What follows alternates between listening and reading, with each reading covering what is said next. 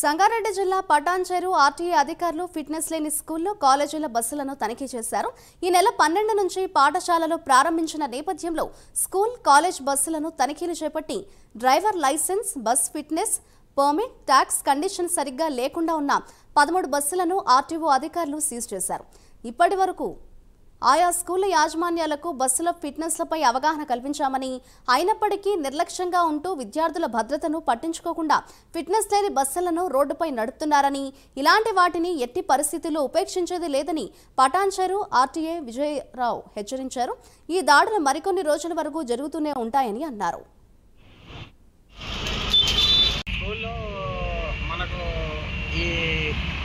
ఈ మంత్ అంటే జూన్ 12 నుంచి రీఓపెన్ అయినాయి.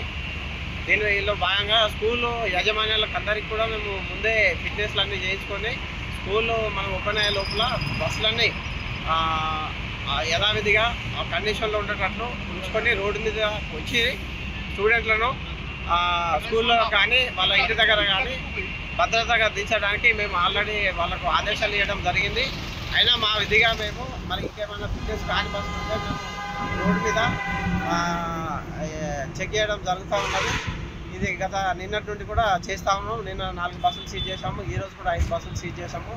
ఇది వాళ్ళకు అవగాహన ఇచ్చినా కూడా వాళ్ళు అదేవిధంగా బస్సులు తిప్పడం జరుగుతుంది. కాబట్టి మరి వాళ్ళకు రోడ్డు మీద మేము చెక్ చేసి వాళ్ళని సీజ్ చేసి మళ్ళీ వాళ్ళకు ఫిట్నెస్ లేకుండా రోడ్డు పైకి రావద్దని చెప్పేసి వాళ్ళకు ఇన్స్ట్రక్షన్స్ ఇవ్వడం జరిగింది.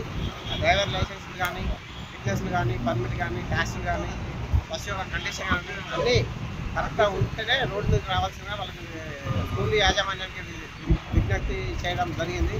కాబట్టి స్కూల్ యాజమాన్యులు అందరూ కూడా